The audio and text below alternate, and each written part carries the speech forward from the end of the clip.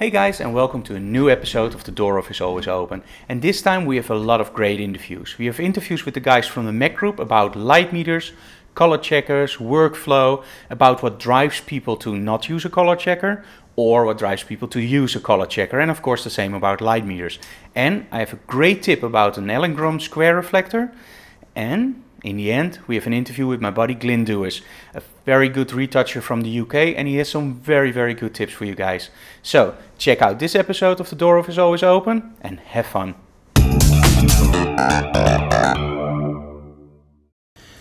So guys, welcome to this interview with Braden. He works at the Mac group, and he's the Psychonic product manager for the whole of USA, right Phil? That's true. So welcome at The DOORhof is Always Open. Thank you. Now, it's a video web podcast, and most of our viewers are in between beginning photographers and intermediate photographers, but we also have a lot of pro photographers looking. Mm-hmm. Now, when we start about light meters, a lot of people think they're not important anymore, and I'm a huge advocate of using light meters because, in my opinion, just fooling around with your light setup while a customer is watching, that's not something you do because it doesn't look professional. Absolutely. Now, how long have you been in the light meter business? Along with Psychonic, which is only about 3.5 years, I've been almost 40. 40 years. Started with another company, and who's no longer with us. But, okay, now, what's your opinion about the whole you don't need a light meter anymore? What's your opinion about that? Wow. I mean, light meter is consistency. It's what it's all about. It's speed of operation, and like exactly what you're saying. If you're in front of a client doing something, you want to be very quick with it to get to set your pictures up, because you only have a few seconds to get the right picture. You can't spend an awful lot of time looking at chimping and looking at your camera, setting up. It's not professional. You probably won't get another job with them, and it's just not fun. I mean, I'd rather set my lights up and just have a great time talking with my model or my customer, taking pictures and making pictures as we're going along, instead of wondering, is my light set right, and having to look back. Now, having grown up with film, I never had the opportunity to chimp.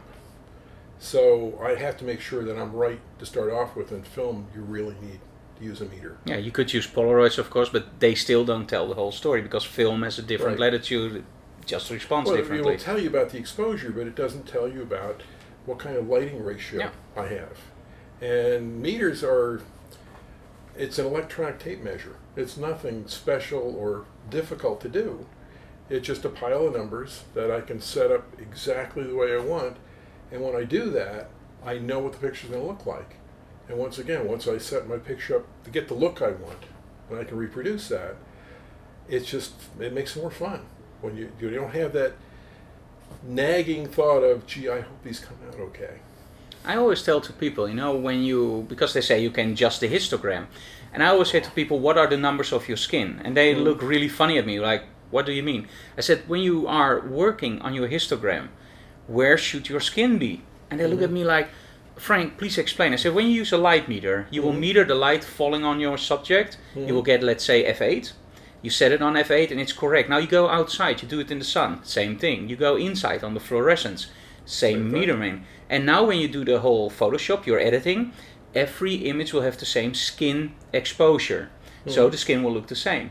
Now when you use the histogram, your skin tone is not to be determined. And then they go like, oh, you know what, I will just do the sliders a little bit. And I say, well, that's what happened with Michael Jackson. He went wider over the years. So when you don't use a light meter, you will not have a consistency. Now, for some people, it's like a voodoo device. They read the manual and they go all confused. There are all letters in there and settings.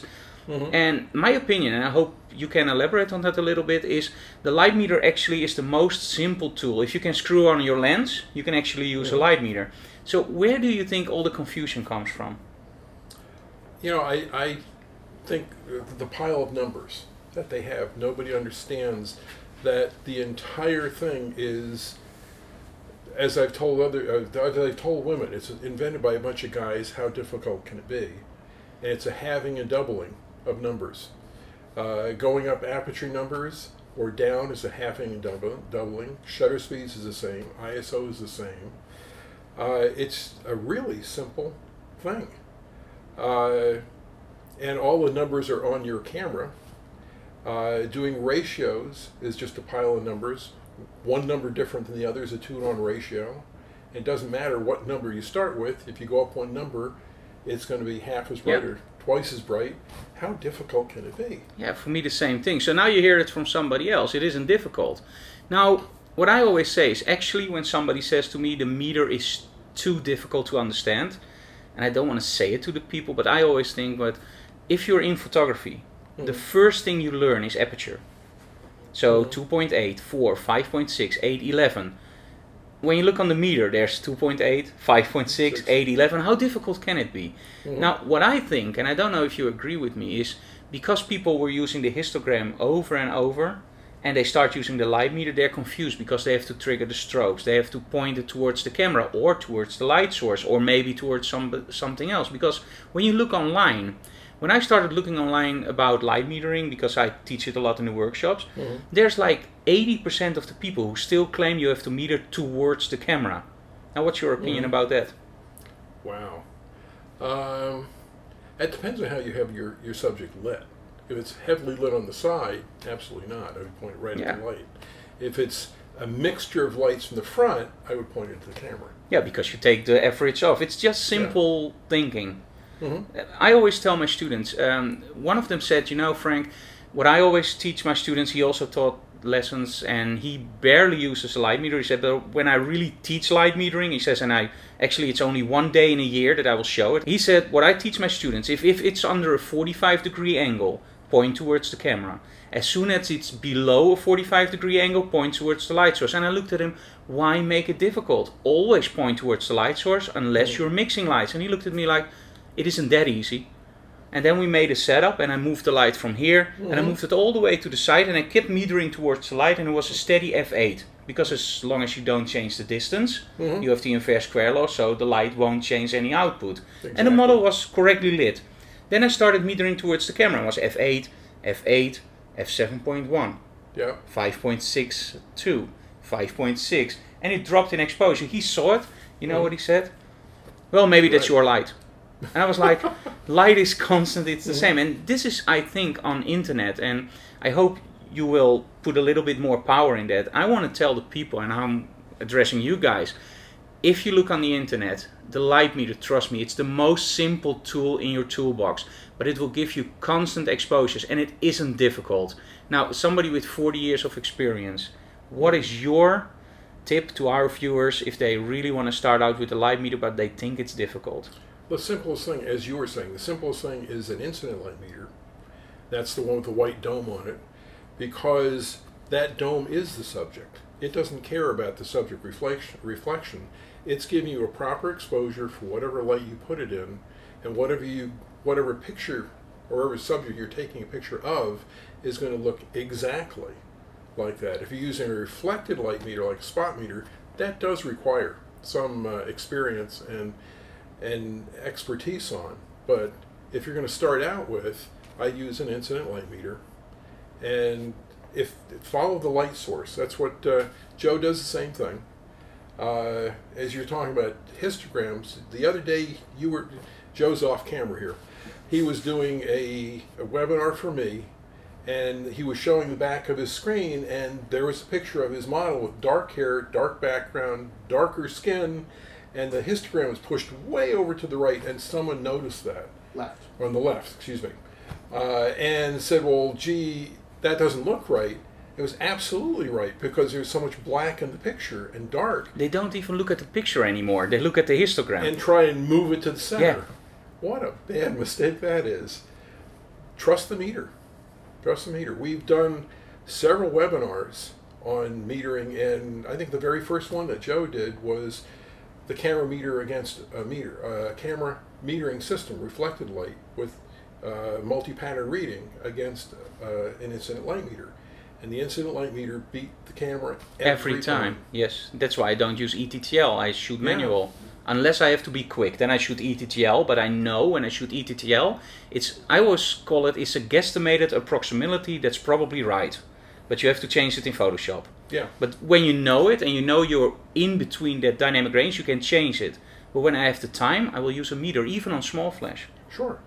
I mean, I do not want to turn my photography over to 15 engineers in Japan to do the decision making for me. I want it myself. And with an incident light meter, one reading, I'm there.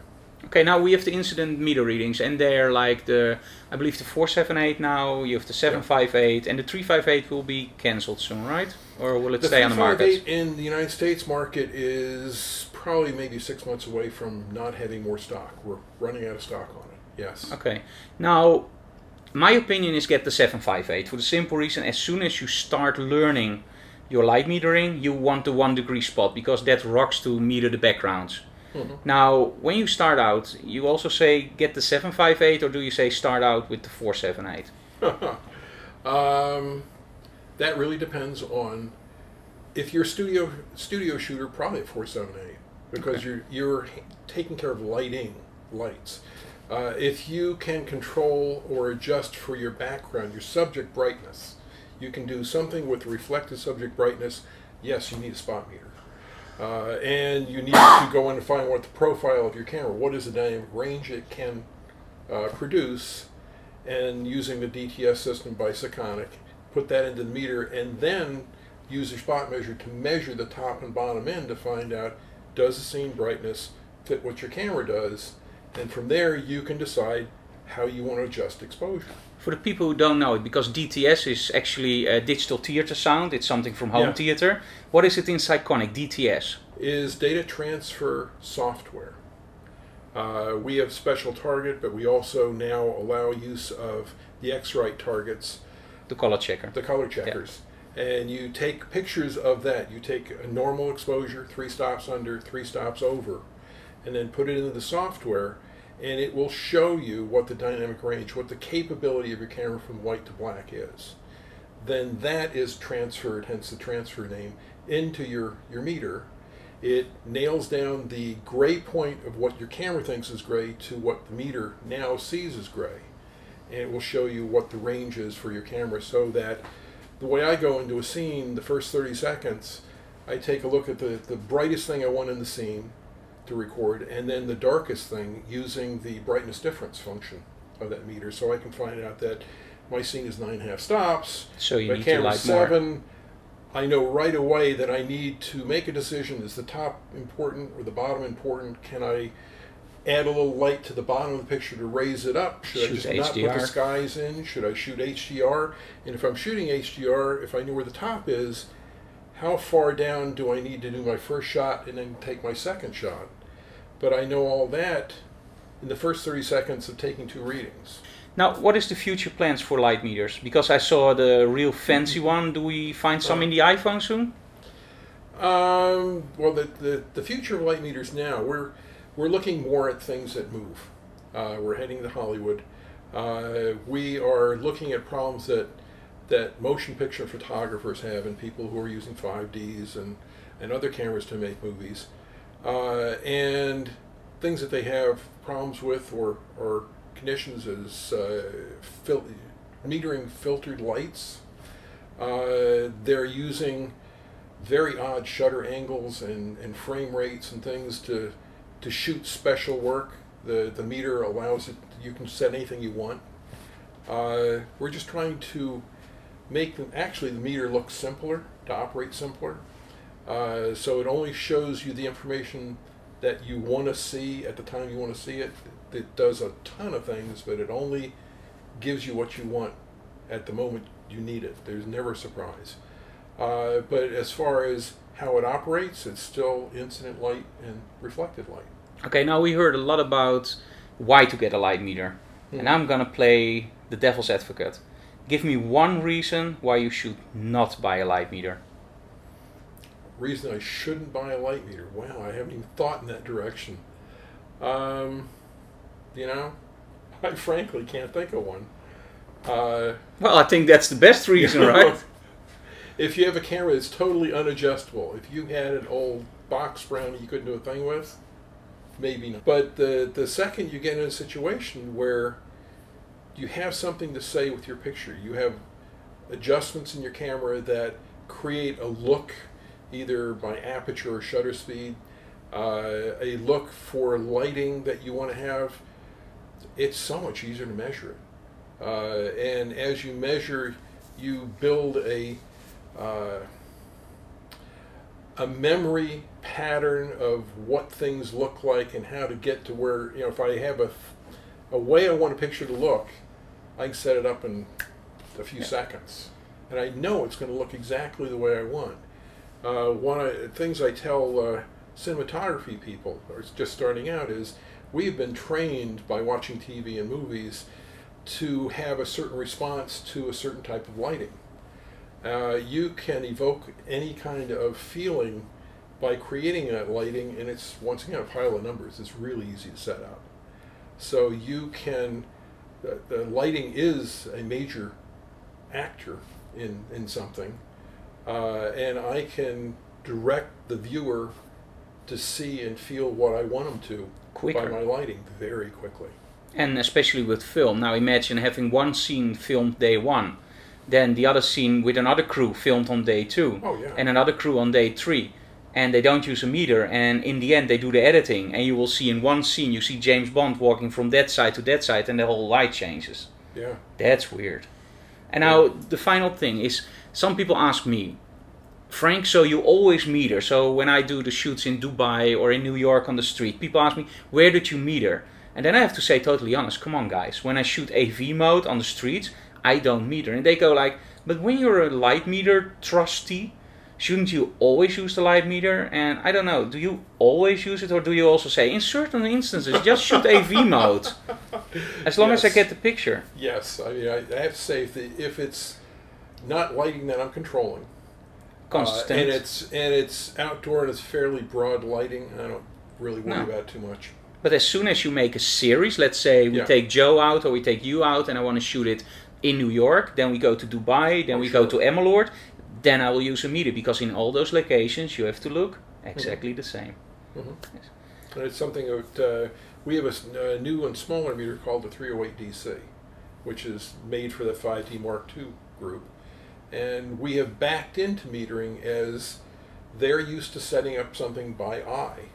And just as you're saying, what if I have to do that tomorrow because I messed up a shot, or I have to take that lighting setup to California? All I need to do, if I set up by eye, then measure it. So the other way around. Do it backwards. If you find something you like and it really works for you, then go in and measure this light is such what distance and brightness, and I can reproduce that 10 years from now. And then as soon as they start seeing that, they will switch to the real meters, and they will do it that way. They'll become more and more comfortable with that look, and that look could well become their signature of their style for as a professional. And you want to be able to do that very quickly in front of a client. Okay. Well, thank you so very much. I think it was really interesting. And if you're not convinced yet, please go out and buy a light meter. Oh, yeah. Yeah. Thank you so very much. Okay. Okay. Bye-bye. Hey guys, a small tip about a new reflector from Elinchrom. Well, actually it's not a new reflector, it's a re-released product. Now, in the past they already sold the square reflector, this one. And they stopped producing it because they couldn't get a constant quality. And I'm so glad that they now finally figured out how to get constant quality, because man, I love this one. You will get high contrast portraiture in both women and men. And because you can mount a grid in it, you can really channel the light. So, I'm going to shoot Christiana with it now. You're going to see the results, and make sure if you're into portraiture and you like that high contrast look and you don't want to have a beauty dish with a grid, this one, man, you're going to love it. So let's go to Christiana, and after that the results. So again, it's the square reflector from Elinchrom, and it's being re-released now, so go out and get one.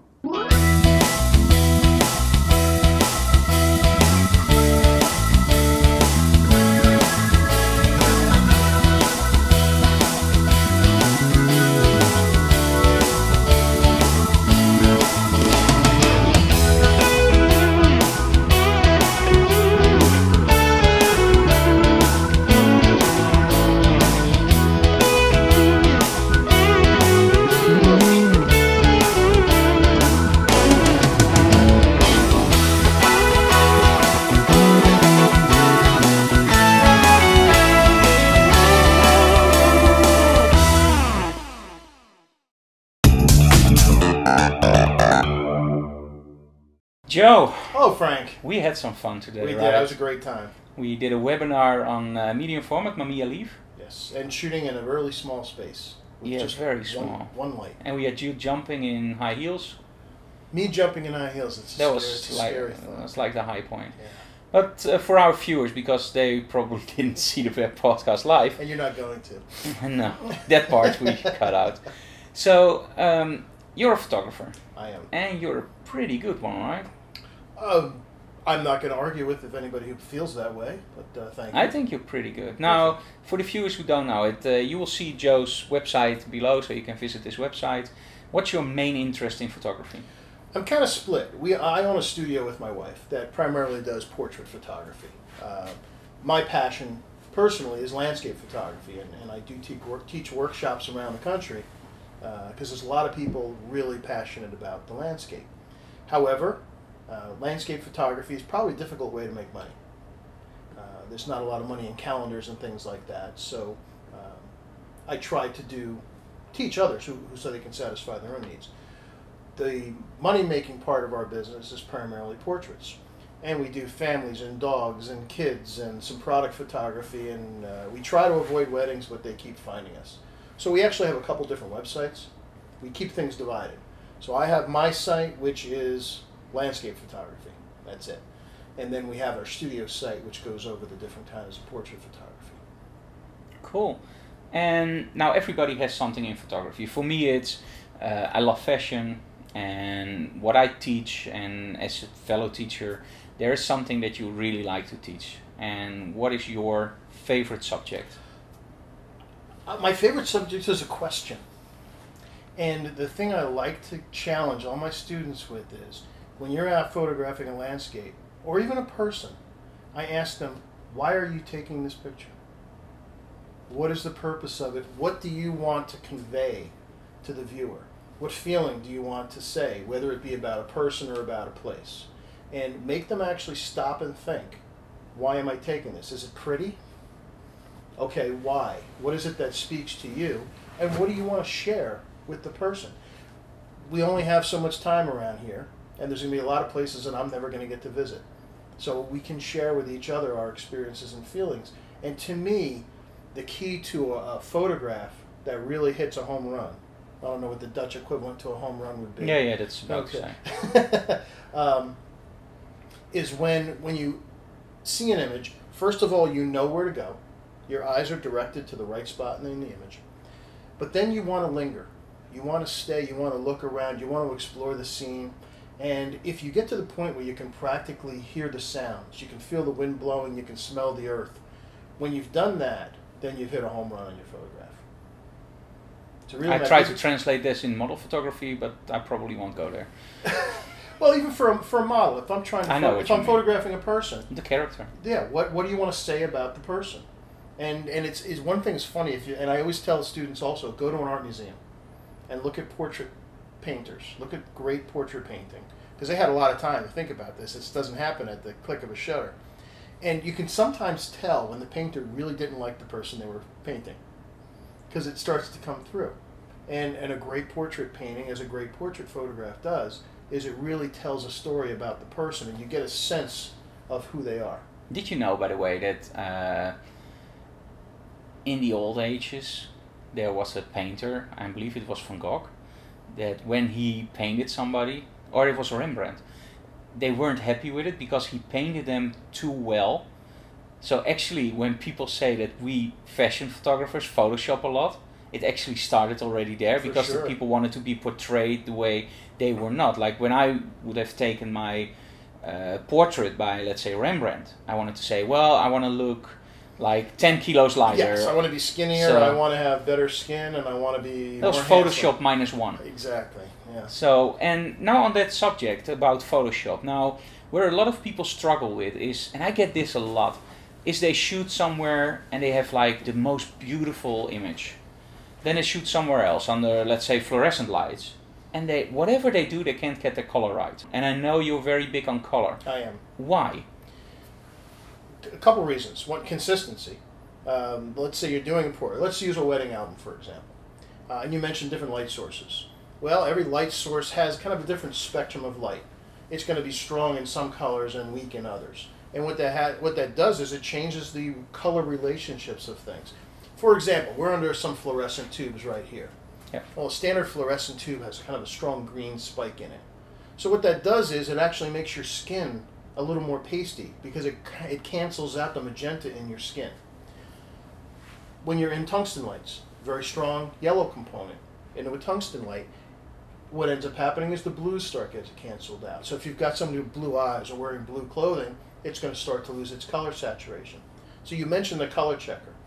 I will not shoot a portrait. Actually, I don't shoot anything without my color checker. Yeah, me too. Because what it allows me to do is have that reference. And the beauty of having that standard is that my color response, whether it be you or a nature scene, is going to be the same regardless of what lighting I'm under. And also when you're shooting an event, when we do shoot a wedding, we have at least 2 and sometimes 3 photographers, often with different cameras, sometimes different brands. And just like film, we all remember film, right? People would buy film because it had a certain kind of color response to it. Yeah, you stock the whole refrigerator. Yes. Well, cameras are the same way, and people don't realize that. My Canons, as much as I love them, seem to have a little bit of a magenta bias to it. They're a little strong on the magenta. Trust me, I had 2 5D Mark IIs because one of mine got stolen, and there was a very subtle difference between the two. And if you go from a 5D to a 7D, or you've got someone else shooting a Nikon, somebody got a new D800 or something like that, the color response are the same exact lights using the same white balance is going to be different. And by using something like a color checker, now they have that common reference. They can all match. So going back to that whole wedding album thing, imagine you're shooting a bride and no one cares about the groom. Imagine you're photographing a bride under different lighting. If those images end up on the same page, you're going to have a different skin tone on each one. Where if you have a color checker where you've created a camera profile for each light spectrum, you don't have to take one for every shot. But if you have one for your strobes, one for your sunlight, one for your fluorescent, and then maybe kind of weird mixed lights, all of a sudden all the colors snap into place. What I always do in the studio, I will tell the students first, I will teach them to shoot a color checker before every time you change your light setup. Then the second part I will tell them now that you're used to it, and making a profile in Lightroom is like 2 seconds work. Right. Then I will teach them, okay, now what you do at home is when you work with a white background, a black background or a gray background, you just make a profile for, let's say, your strip light, and when you use cheap strobes, one with power off or low power and one with high power, when you use Profoto or Elinchrom, the bigger brands, you can just use the power in the middle and it will deviate not that much. Then make one for your strip light, one for your deep octa, one for your large octa or whatever. And then only make new color checkers when, for example, you change your background to green, blue or yellow. But in fact, and that's where I always come back to with my students, it's so easy to make the profile. Just learn yourself, every first shot in your series is one with a color checker. Yeah, it's easy. It just makes it simple and everything snaps right into place. So you get consistency. Yes, and that's the key. Now, what's your opinion? Because some people will claim like, yeah, you know, with color checkers and light meters, away is the creativity. What's your opinion on that? I really strongly disagree with that. Yeah, to me, a light meter and a color checker are basic tools. What they're doing is they're setting that basic foundation for consistency and accuracy. Then the creativity comes along. And the other thing I always like to preach to people is your job is to get these things in place so that your camera doesn't get in the way of you capturing a great photograph. And once you get over these little pieces, and you have the cameras under control, the lights under control, the colors under control, now you can be creative. The camera's job is to get out of the way of you making a great photograph. You're the storyteller. Yes. The camera is just a piece of paper and That's a all. pen. And for me, the color checker is, I always tell people, you know, I love the vintage looks. And I can do it with software like Nik or Alien Skin Exposure. I love those too. But I can also do it with curves. And now imagine you don't use color checker and you start doing curves. And sometimes the vintage looks is like 10% more red, a little bit less blue, and a little bit topping it off with green. And that's your curve. Now let's say you don't have color checker and you start out with your Nikon and you have, let's say, 10% minus magenta, and you make the whole curve based on that base. Then you do another shot and you start that same procedure again. You will end up with a totally different look. Absolutely. Now when you use a color checker, every time you run that action you will get exactly the same spot. And this is what I hear a lot about students of mine, and I always steer them towards Nik color effects or alien skin. And they often mail me back like, Frank, I love one look. I really, really love it. But then I do it on another shot, and it looks like crap. How is that possible? And then I always say, did you shoot a color checker? Right. No. If you want that consistency, use it. You got that good starting point. That's what you need. Yeah, then the you base. can always get to the different places from those filters. I'm a big fan of the Nik stuff as well. But you need that solid base to work from. It's kind of like using a tripod on your camera. Everything is steady. Everything is settled. Now you can be creative. Now, why do you think a lot of people don't use like light meters or color checkers anymore? I think people have gotten lazy and they're afraid. And the camera manufacturers, I hate to say it, they're guilty. They let the camera, they keep coming with these new features that the camera's going to take away your thinking. A monkey can use it anymore. And they will take great snapshots. And the problem is, every once in a while, with the settings in the camera and everything on program mode, they will get a great shot. Program, oh, the panic mode, yeah, okay. Panic, sometimes it comes Professional. called professional mode. And occasionally it will do that.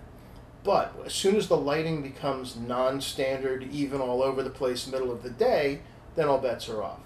And the camera doesn't know what I'm taking a picture of. It's just going to take that light in front of it and try to average. It'll try to weight based on what it's focused on. They've gotten very clever, but they still don't know what you're taking a picture of. And they're too influenced by color and tone that may have nothing to do with the image. For example, the two of us sitting here, both wearing dark shirts. Let's say we had a black background, back wall here.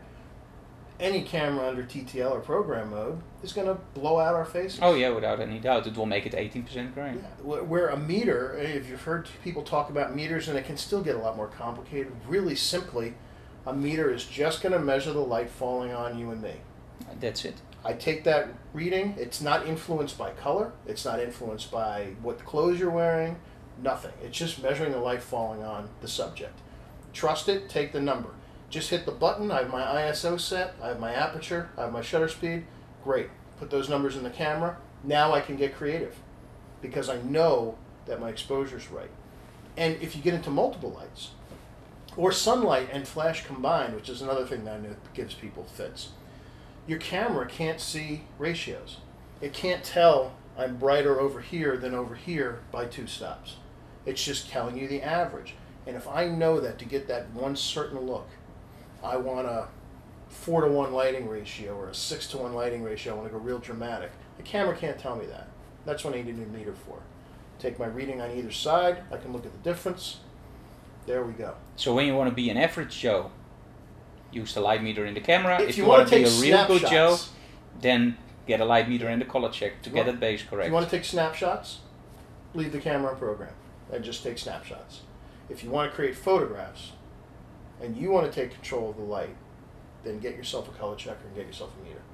I think this is very interesting.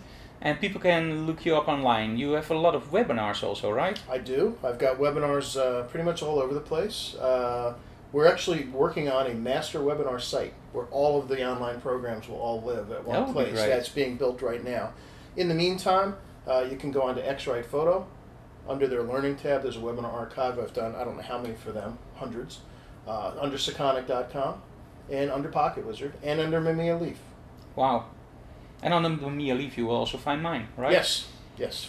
We just finished that one. We just finished that. That'll be posted shortly. And there are a couple that I've done, and more to come. It's an unending journey. Constantly going on. Yes.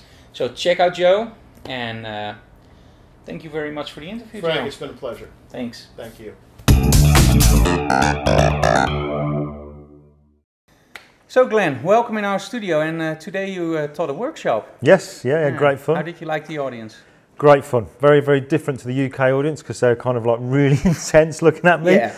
But no, great. It was nice getting loads of questions at the end as well. So yeah. Thoroughly enjoyed it, mate. I learned a lot of new stuff, you know.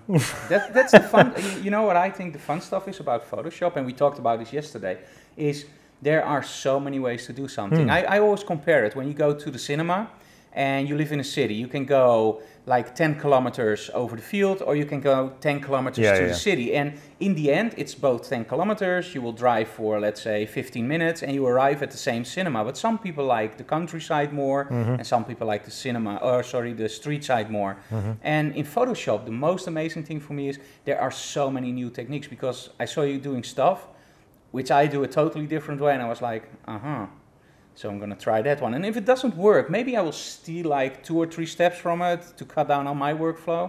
And I think that's amazing. And and all the different stuff and all the different plugins, and they still, if you know what you're doing, you don't need all the plugins, but it just saves time, right? It's kind of one of the things we talked about was, I'm very much a believer that this sort of skill with Photoshop isn't knowing all these kind of tips and tricks and techniques, because you can get books and watch DVDs and training online and learn loads of those kind of things, but the skill is knowing when to use them. Yeah. And the prime examples, that the picture we had with the guy with the bowler hat on in London with the pinstripe suit, there's different techniques that you can use to bring out detail in the pictures.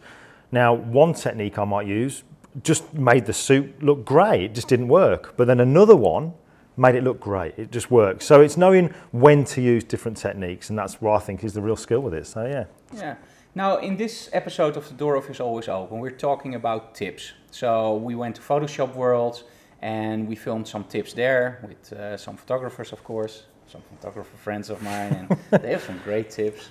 And now, of course, I want to have a tip from you. If, let's say, I'm starting out with photography, and I start out with Photoshop, what's the best tip you can give people if they really want to progress really quick? Because some people will say, just watch on the internet, watch YouTube.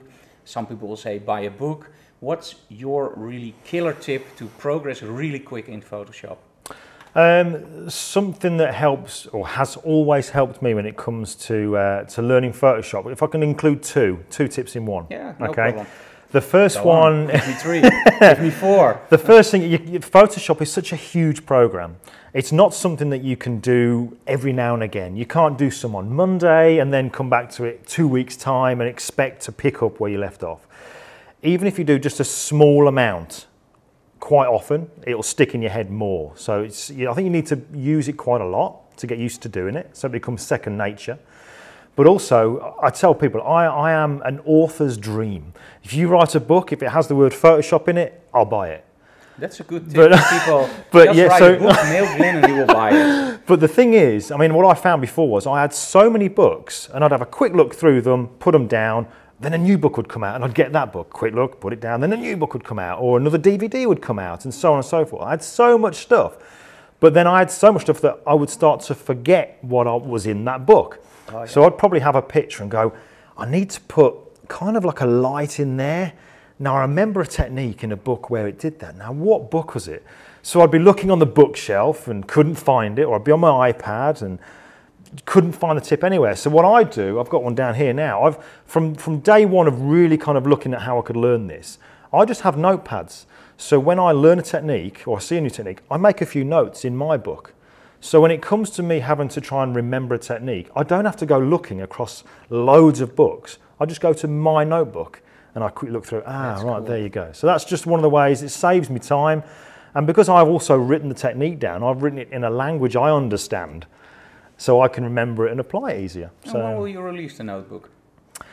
That's actually not a bad idea. Yeah. Oh, we'll talk about it after the show. Yeah. So that's the kind of thing I would maybe suggest. Make sure that you're doing it regular.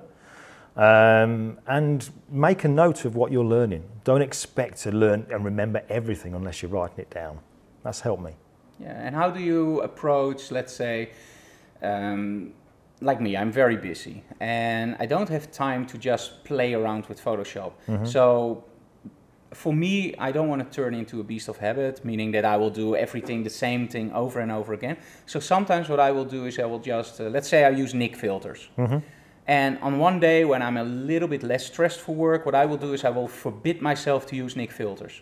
Right. And I want to be able, let's say if I'm on location and I teach a workshop and my laptop breaks down and you are there and please give me your laptop and I can show it to the people. It would be terrible if I would be standing there like, normally I would use Nik filters, but it's not on here, so I'm very sorry I can't teach you anything. So I force myself to recreate the look I normally get with Nik filters or with alien skin exposure. I love alien skin. To recreate that look, and then the next day I can use my filters again. Is that the same way you approach it? Yeah, it's interesting what you say about filters because and plugins and stuff like that, because when I first started in Photoshop, I learnt it from the ground up, and I would go into the help files, and my knowledge went up and up and up and up and up. But then I got more work coming in, and then I needed to retouch quicker. So then I started using plugins. So I'd go click, click, click, done. Next picture, click, click, click, done. But although I was getting the work done, my skill level was going like this. So when people said to me, how did you do that? I'd be like, I couldn't say, oh, I just clicked this, this, this, and this, and it was done. I had to try and, well, it's very, very difficult. I went into the channels and I did this, that, and the other. Do you know what I mean? Try and sound like I'm clever. When really all I was doing was going click, click, click. So I went through a stage a few years ago. I got rid of all my plugins. I don't know how much I'd spent, but I actually got rid of them, and I relearned Photoshop from the ground up again. So now I do use plugins now, and I love Nik's Color Effects Pro 4. I love that. I use Topaz Details on one, again a great plugin. I've seen that you're using the alien skin. That looks very, very good. I'm interested in looking at that again. But what's different now is it's how and when I use my plugins. I will generally use plugins probably towards the end of my retouch. So I've done all that I need to do, and when I'm doing what I call playtime, which is when I'm getting that final look, that kind of style, if you like, that's when the plugins come in, because it's nice to be able to use the plugins because you get the effect quickly. But also what I'll do is I'll try to copy to see if I can make that effect myself in Photoshop. Because like you say, if you suddenly can't have your plugins and somebody says, how did you do that? If you can show them without the plugins, then great. I had a problem in Vienna. I'm a big alien skin user. I love them. And I think as a photographer, you should stand out a little bit. So for me, it's a little bit of tinting on the images. I don't want to go overboard. You see a lot of the guys like using borders and crumbled paper and dust and scratches. I'm like, no, I just want it like you shoot with Elinchrom, or you shoot with Estia, or you shoot with Velvia. That's the kind of look I want. And I was in Austria, and somehow my licensing didn't work. I had a problem with my laptop, and somehow it deleted the key. But I had to do some tinting on my images. And I tried it with Nik Color Effects, and it was okay. But then I realized, you know what, I'm maybe too dependent on the alien skin look, because you were so used to it. Just I have like 20 presets, and I will select one, play a little bit with the opacity. So I started in Vienna, very quickly in Lightroom, just pressing the sliders. And I felt so at ease with myself that within 5 minutes I created in Lightroom almost the same look I did in alien skin. But you are, of course, not as flexible with alien skin. You can change everything around, like the roundness of your noise. You can select the light fall-offs, and you can't do that quick in Lightroom. But it was confident for myself. I was panicking a little bit because the next day I had to teach how to do the tinting. I was like, oh, it doesn't work anymore. Oh my! And then I started doing it with curves, and I was like, I still know how to do it. And somehow that triggered me also to do it a little bit more. Like at the moment, I think once a month I will just don't use any filters that day and good way of doing it, create the same looks and just keep in there. So that's why I think what you say also, for starting photographers, learn Photoshop and don't rely on filters right away. And what you can do is turn back. Like if you have a tinted image that you really like, what I normally do when I see an image I really like, I start reprocessing it backwards to get back to the normal color. So the first thing what you will see, if they erase the blacks, I know, okay, now I do the curves or the levels and I lower the blacks. Then you see a color cast, and I try to recreate the original color, and then just reverse everything, and you have the look you want. Yeah, like deconstructing it. Yeah, but that's better than starting out with the image on the left side of your monitor, then your image on the right side of the monitor, and trying to recreate that look. The best thing is just take the original image, scan it, like in a magazine, scan it from Vogue or whatever, put it on your monitor, and try to recreate a normal, flat-looking image like it comes out of your camera. And then you reverse engineer it. Yeah, so that's my tip always. And you had more tips, you said. What, with regards to learning Photoshop or whatever? Do you know? No, maybe one for the advanced people. One for the advanced people. I don't know if it's really an advanced thing, but there's one thing we talked about a lot today that's really, really helped me to build a portfolio. Do you remember I said about the themes and things like that? Having a theme. not everybody has access to models, okay, professional models who really do know what they're doing. Every click of the shutter, they reposition themselves, and it's just like, wow, you know, just keep going and going and going. Generally, people will be photographing friends, or, you know, the girl down the road, or the boy next door, whatever. And one of the tips that's really helped me was, it came from when I was working with Dave Clayton, my mate Dave. Yeah, Dave.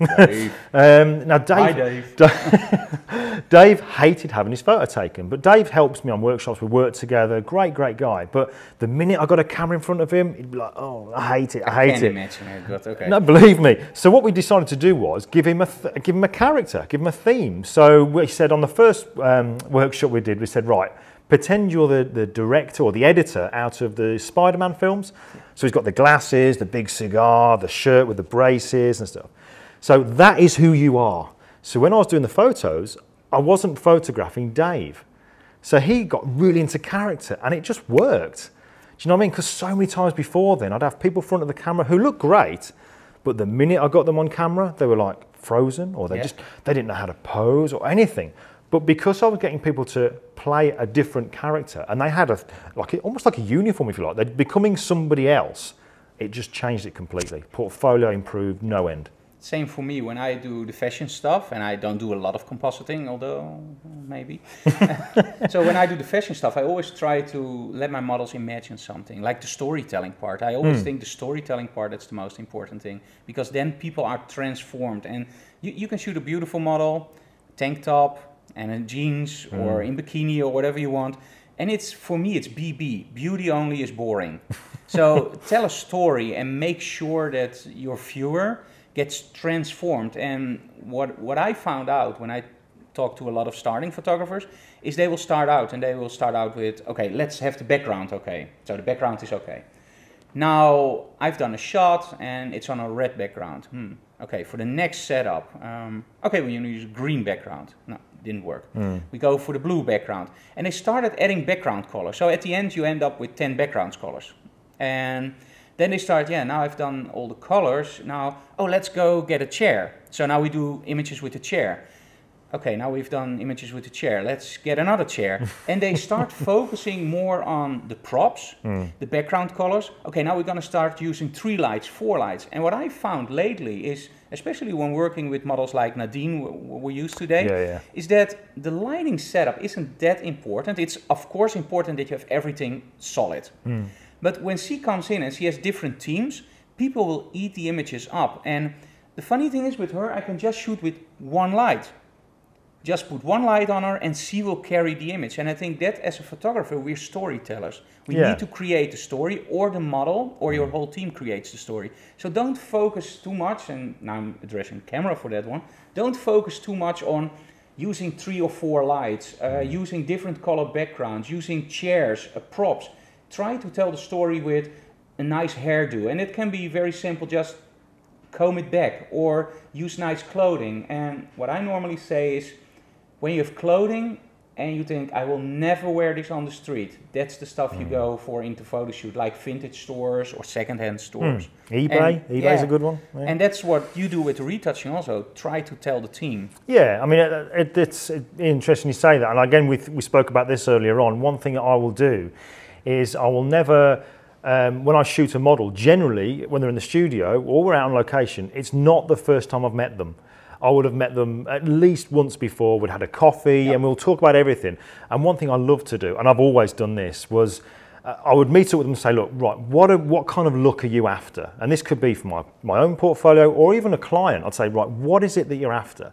So when we're having a coffee, I would say, look, when you come along, if you see any magazines with pictures you like or anything, bring them to me and we'll have a look. So I would encourage people to tear bits out of magazines and maybe put them in a scrapbook, which is what I do. Now we've got the iPad, I use an application called Mood Board, which is Pinterest. Great. Yeah, exactly. Pinterest is a great one. Yeah. So I would say to people, look, so to help us so that we're both kind of like going in the right direction here, we know, you know what you want and I know what you want, and we get a better photo shoot.